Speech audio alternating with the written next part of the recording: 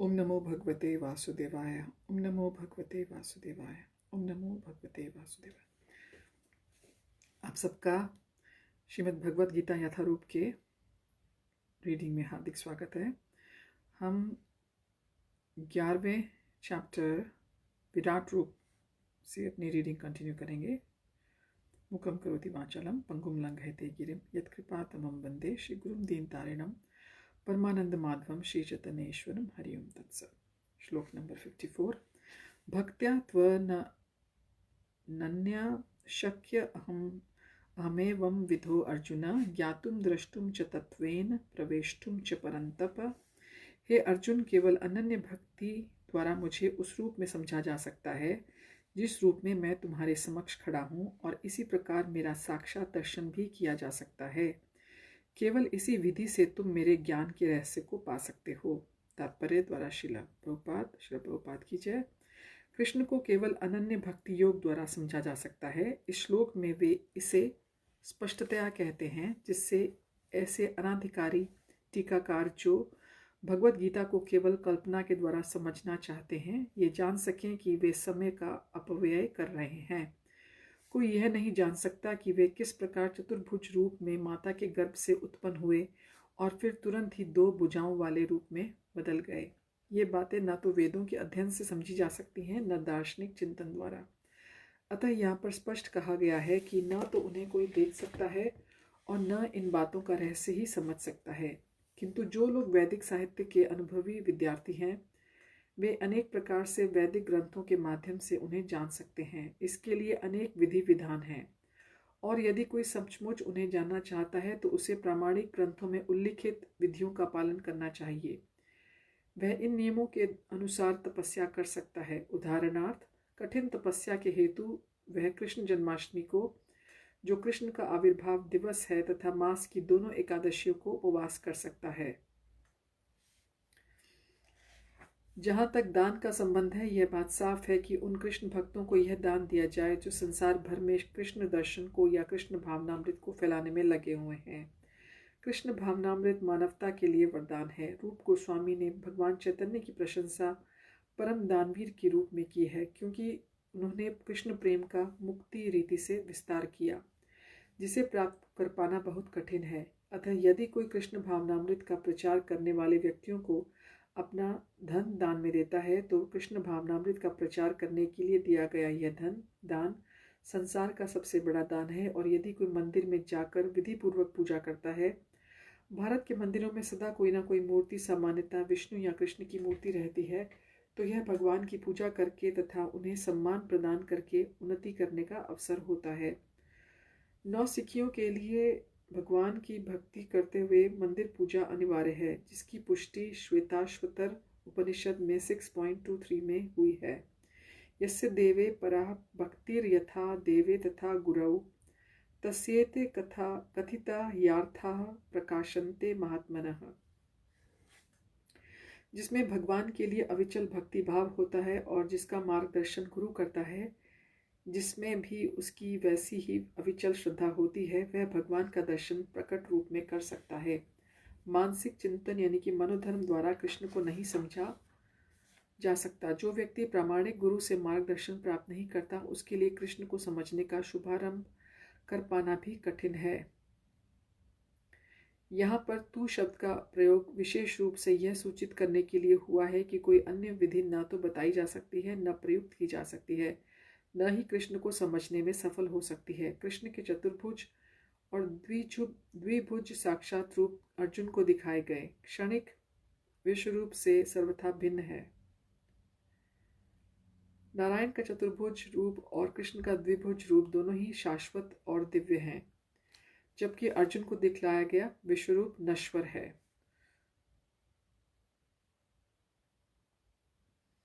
सुदूर दर्शनम का अर्थ है देख पाने में कठिन, जिससे पता चलता है कि इस विश्व रूप को किसी ने नहीं देखा था। इससे यह भी पता चलता है कि भक्तों को इस प्रकार को दिखाने की आवश्यकता भी नहीं थी। इस रूप को कृष्ण ने अर्जुन की प्रार्थना पर दिखाया था, जिससे भविष्य में यदि कोई अपने आप को भगवान का अवतार कहे तो लोग उससे यह कह सकें कि तुम अपना विश्व रूप दिखाओ। पिछले श्लोक में न शब्द की पुनरुक्ति सूचित करती है कि मनुष्य को वैदिक ग्रंथों के पांडित्य का गर्व नहीं होना चाहिए, उसे कृष्ण की भक्ति करनी चाहिए, तभी वह भगवत गीता की टीका लिखने का प्रयास कर सकता है। कृष्ण विश्वरूप के से नारायण के चतुर्भुज रूप में और फिर अपने सहज द्विभुज रूप में परिणत होते हैं। इससे यह सूचित होता है कि वैदिक साहित्य में उल्लिखित चतुर्भुज रूप और अन्य रूप कृष्ण के आदि द्विभुज रूप ही से उद्भूत हैं। वे समस्त उद्भवों के उद्गम हैं। कृष्ण इनसे भी भिन्न है। निर्विशेष रूप की कल्पना का तो कुछ कहना ही नहीं। जहाँ तक कृष्ण के चतुर्भुजी रूपों का संबंध है, यह स्पष्ट कहा गया है कि कृष्ण का सर्वाधिक निकट चतुर्भुजी रूप, जो महाविष्णु के नाम से विख्यात है और जो कारणार्णव में शयन करते हैं तथा जिनके श्वास और प्रश्वास में अनेक ब्रह्मांड निकलते हैं एवं प्रवेश करते रहते हैं, भी भगवान का अंश हैं। जैसा कि ब्रह्म संहिता में 5.48 में कहा गया है, यस्य कनिष्वसित कालम थावलंब्य जीवंती लोम विलजा जगदंडानाथा विष्णुर्महान स एह यस्य कला विशेषो गोविंदमादि पुरुषम तमहम भजामि।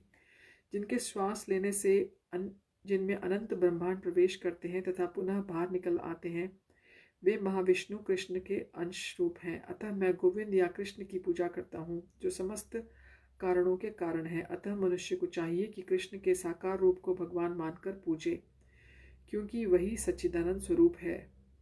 वे विष्णु के समस्त रूपों के उद्गम हैं। वे समस्त अवतारों के उद्गम हैं और आदि महापुरुष हैं, जैसा कि भगवद गीता से पुष्ट होता है। गोपाल तापनी उपनिषद में 1.1 निम्नलिखित कथन आया है: सच्चिदानंद रूपाय कृष्णाय क्लिष्ट कारणे नमो वेदांत वेद्याय गुरुवे बुद्धि साक्षिणे। मैं कृष्ण को प्रणाम करता हूँ जो सच्चिदानंद स्वरूप है। मैं उनको नमस्कार करता हूँ क्योंकि उनको जान लेने का अर्थ है वेदों को जान लेना, अतः वे परम गुरु हैं। उसी प्रकरण में कहा गया है, कृष्णो वै परमम दैवतम, कृष्ण भगवान है। गोपाल तापनी उपनिषद 1.3 एको वशी सर्वगः कृष्ण ईड्यः, वह भगवान कृष्ण है और पूज्य है।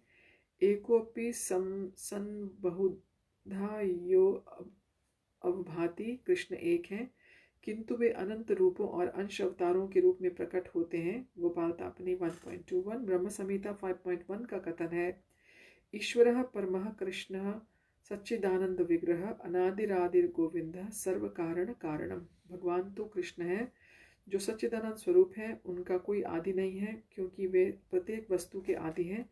वे समस्त कारणों के कारण हैं। अन्यत्र भी कहा गया है, यत्रावतीर्णम कृष्णाख्यम परम ब्रह्म नराकृति। भगवान एक व्यक्ति है, उसका नाम कृष्ण है। वह कभी कभी इस पृथ्वी पर अवतरित होता है। इसी प्रकार श्रीमद् भागवत में भगवान के सभी प्रकार के अवतारों का वर्णन मिलता है, जिसमें कृष्ण का नाम भी है। किंतु तब यह कहा गया है कि यह कृष्ण ईश्वर के अवतार नहीं है, अपितु साक्षात भगवान है। एते चांद शकला पुंसः कृष्णस्तु भगवान स्वयं। उसी प्रकार भगवद गीता में भगवान कहते हैं, मत्तः परतरम नान्यत, मुझे भगवान कृष्ण के रूप से कोई श्रेष्ठ नहीं है। अन्यत्र भी कहा गया है, अहम आदिर्हि देवानाम, मैं समस्त देवताओं का उद्गम हूँ। कृष्ण से भगवद गीता ज्ञान प्राप्त करने पर अर्जुन भी इन शब्दों में इसकी पुष्टि करता है, परम ब्रह्म परम धाम पवित्रम परमम भवान। अब मैं भली भांति समझ गया हूँ कि आप परम सत्य भगवान हैं और प्रत्येक वस्तु के आश्रय हैं। अतः कृष्ण ने अर्जुन को जो विश्वरूप दिखलाया वह उनका आदि रूप नहीं है। आदि रूप तो कृष्ण रूप है।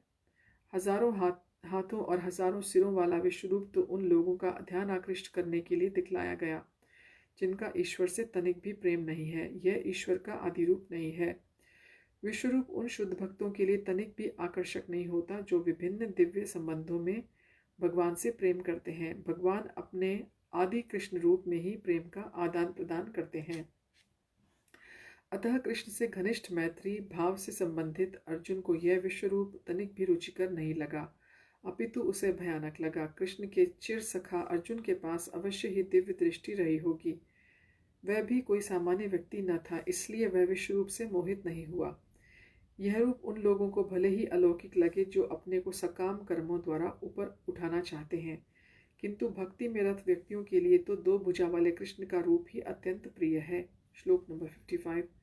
मत कर्म कृन मत परमो मत भक्तः संग वर्जितः निर्वैरः सर्वभूतेषु यह स मामेति पांडव। हे अर्जुन, जो व्यक्ति सकाम कर्मों तथा मनोधर्म के कल्मश से मुक्त होकर मेरी शुद्ध भक्ति में तत्पर रहता है, जो मेरे लिए ही कर्म करता है, जो मुझे ही जीवन लक्ष्य समझता है और जो प्रत्येक जीव में मैत्री भाव रखता है, वह निश्चय ही मुझे प्राप्त करता है। तात्पर्य: जो कोई चिन्मय व्योम के कृष्ण लोक में परम पुरुष को प्राप्त करके भगवान कृष्ण से घनिष्ठ संबंध प्राप्त करना चाहता है, उसे स्वयं भगवान द्वारा बताए गए इस मंत्र को ग्रहण करना होगा। अतः यह श्लोक भगवत गीता का सार माना जाता है। भगवत गीता एक ऐसा ग्रंथ है जो उन बद्ध जीवों की ओर लक्षित है जो इस भौतिक संसार में प्रकृति पर प्रभुत्व जताने में लगे हुए हैं और वास्तविक आध्यात्मिक जीवन के बारे में नहीं जानते हैं। भगवत गीता का उद्देश्य यह दिखाना है कि मनुष्य किस प्रकार अपने आध्यात्मिक अस्तित्व को तथा भगवान के साथ अपने संबंध को समझ सकता है तथा उसे यह शिक्षा देना है कि वह भगवत धाम को कैसे पहुंच सकता है। यह श्लोक उस विधि को स्पष्ट रूप से बताता है जिससे मनुष्य अपने आध्यात्मिक कार्य में अर्थात भक्ति में सफलता प्राप्त कर सकता है। भक्ति रसामृत सिंधु में 2.255 में कहा गया है, अनासक्तस्य विषयान यथार्हमुपयुञ्जतः निर्बंधः कृष्ण संबंधे युक्तम वैराग्य मुच्यते। ऐसा कोई कार्य न करें जो कृष्ण से संबंधित न हो, यह कृष्ण धर्म कहलाता है। कोई भले ही कितने कर्म क्यों न करे, किंतु उसे उनके फल की प्रति आसक्ति नहीं होनी चाहिए। यह फल तो कृष्ण को ही अर्पित किया जाना चाहिए। उदाहरणार्थ, यदि कोई व्यापार में व्यस्त है तो उसे इस व्यापार को कृष्ण भावनामृत में परिणत करने के लिए कृष्ण को अर्पित करना होगा। यदि कृष्ण व्यापार के स्वामी हैं तो इसका लाभ भी उन्हें ही मिलना चाहिए। यदि किसी व्यापारी के पास करोड़ों रुपए की संपत्ति हो और यदि वह इसे कृष्ण को अर्पित करना चाहे तो वैसा कर सकता है। यही कृष्ण धर्म है।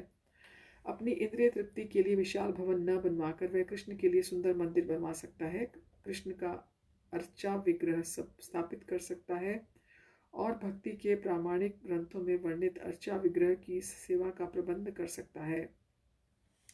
यह सब कृष्ण कर्म है। मनुष्य को अपने कर्म फल में लिप्त नहीं होना चाहिए, अपितु इसे कृष्ण को अर्पित करके बची हुई वस्तु को केवल प्रसाद रूप में ग्रहण करना चाहिए। यदि कोई कृष्ण के लिए विशाल भवन बनवा देता है और उसमें कृष्ण का अर्चा विग्रह स्थापित कराता है तो उसमें उसे रहने की मनाही नहीं रहती, लेकिन कृष्ण को ही इस भवन का स्वामी मानना चाहिए। यही कृष्ण भावनामृत है। किंतु यदि कोई कृष्ण के लिए मंदिर नहीं बनवा सकता तो वह कृष्ण मंदिर की सफाई में तो लग सकता है। यह भी कृष्ण कर्म है। वह बगीचे की देखभाल कर सकता है जिसके पास थोड़ी सी भूमि है, जैसा कि भारत के निर्धन से निर्धन व्यक्ति के पास भी होती है, तो वह उसका उपयोग कृष्ण के लिए फूल उगाने के लिए कर सकता है। वह तुलसी के वृक्ष उगा सकता है क्योंकि तुलसी दल अत्यंत महत्वपूर्ण है और भगवत गीता में कृष्ण ने उनको आवश्यक बताया है। पत्रम पुष्पम फलम तोयम। कृष्ण चाहते हैं कि लोग उन्हें पत्र पुष्प फल या थोड़ा जल भेंट करें और इस प्रकार की भेंट से वे प्रसन्न रहते हैं। यह पत्र विशेष रूप से तुलसी दल ही है, अतः मनुष्य को चाहिए कि वह तुलसी का पौधा लगाकर उसे सींचे। इस तरह गरीब से गरीब व्यक्ति भी अपने आप को कृष्ण सेवा में लगा सकता है। यह कतिपय उदाहरण है जिस तरह कृष्ण कर्म में लगा जा सकता है। मत परमः शब्द उस व्यक्ति के लिए आता है जो अपने जीवन का परम लक्ष्य भगवान कृष्ण के परम धाम में उनकी संगति करना मानता है। ऐसा व्यक्ति चंद्र, सूर्य या स्वर्ग जैसे उच्चतर लोकों में अथवा इस ब्रह्मांड के उच्चतम स्थान ब्रह्मलोक तक में भी जाने का इच्छुक नहीं रहता। उसे इसकी तनिक भी इच्छा नहीं रहती। उसकी आसक्ति तो आध्यात्मिक आकाश में जाने की रहती है। आध्यात्मिक आकाश में वह ब्रह्म ज्योति से तादात्म्य प्राप्त करके भी संतुष्ट नहीं होता, क्योंकि वह तो सर्वोच्च आध्यात्मिक लोक में जाना चाहता है जिसे कृष्ण लोक या गोलोक वृंदावन कहते हैं। उसे उस लोक का पूरा ज्ञान रहता है, अतः वह अन्य किसी लोक को नहीं चाहता, जैसा कि मद्भक्तः शब्द से सूचित होता है कि वह भक्ति में पूर्णतया रत रहता है। विशेष रूप से वह श्रवण, कीर्तन, स्मरण, पाद सेवन, अर्चन, बंधन, दास्य, साख्य और आत्मनिवेदन भक्ति के इन 9 साधनों में लगा रहता है। मनुष्य चाहे तो इन 9 साधनों में रत रह सकता है, अथवा 8 में, 7 में, नहीं तो कम से कम 1 में तो रत रह सकता है। तब वह निश्चित रूप से कृतार्थ हो जाएगा। संग वर्जितः शब्द भी महत्वपूर्ण है। मनुष्य को चाहिए कि ऐसे लोगों से संबंध तोड़ ले जो कृष्ण के विरोधी हैं। न केवल नास्तिक लोग कृष्ण के विरुद्ध रहते हैं, अपितु वे भी हैं जो सकाम कर्मों और मनोधर्म के प्रति आसक्त रहते हैं। अतः भक्ति रसामृत सिंधु में 1.1.11 शुद्ध भक्ति का वर्णन इस प्रकार हुआ है। अन्याभिलाषिता शून्यम ज्ञान कर्माद्य अनावृतम अनुकूलेन कृष्णानुशीलनम भक्तिरुत्तमा।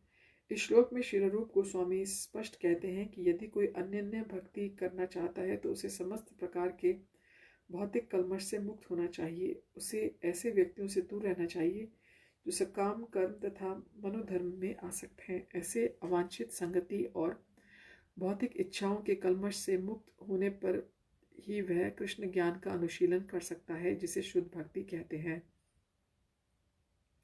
अनुकूल्यस्य संकल्पः प्रातिकूलस्य वर्जनम। हरिभक्ति विलास 1.1.676। मनुष्य को चाहिए कि अनुकूल भाव से कृष्ण के विषय में सोचे और उन्हीं के लिए कर्म करे, प्रतिकूल भाव से नहीं। कंस कृष्ण का शत्रु था। वह कृष्ण के जन्म से ही उन्हें मारने की तरह तरह की योजनाएं बनाता रहा, किंतु असफल हो जाने पर वह सदैव कृष्ण का चिंतन करता रहा। इसी तरह सोते जागते काम करते वह सदैव कृष्ण भावना भावित रहा, किंतु उसकी यह कृष्ण भावना अनुकूल न थी।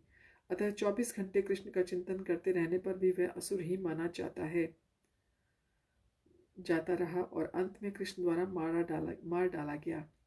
निस्संदेह कृष्ण द्वारा वध किए गए व्यक्ति को तुरंत मोक्ष मिल जाता है, किंतु शुद्ध भक्त का उद्देश्य यह नहीं है।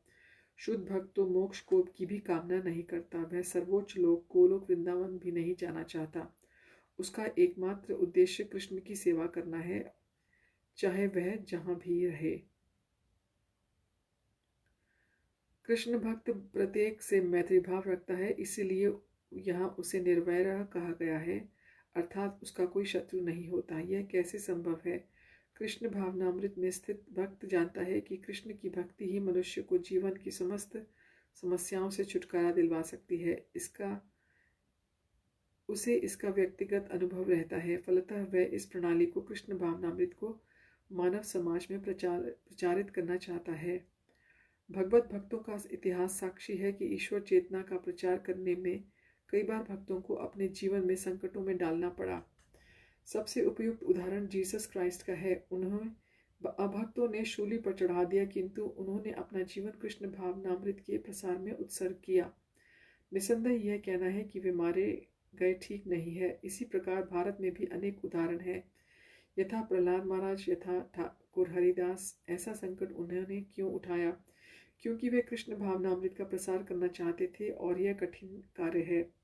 कृष्ण भावना भावित व्यक्ति जानता है कि मनुष्य कृष्ण के साथ अपना संबंध को भूलने के कारण कष्ट भोग रहा है। अतः मानव समाज की सबसे बड़ी सेवा होगी कि वह अपने पड़ोसी को समस्त भौतिक समस्याओं से उबारा जाए। उस प्रकार शुद्ध भक्त भगवान की सेवा में लगा रहता है।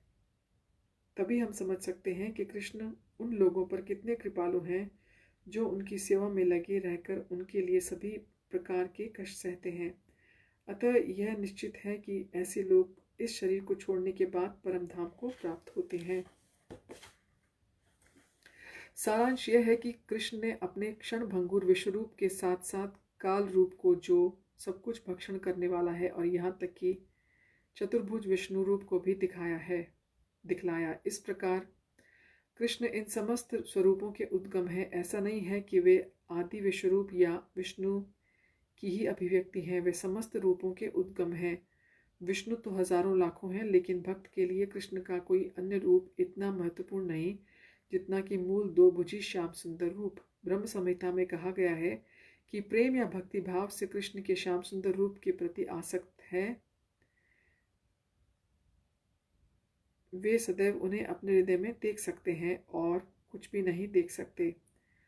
अतः मनुष्य को समझ लेना चाहिए कि इस 11वें अध्याय का तात्पर्य यही है कि कृष्ण का रूप ही सर्वोपरि है एवं परम सार है। तो हमको कृष्ण के 2 भुज वाले रूप से ही प्रेम करना चाहिए।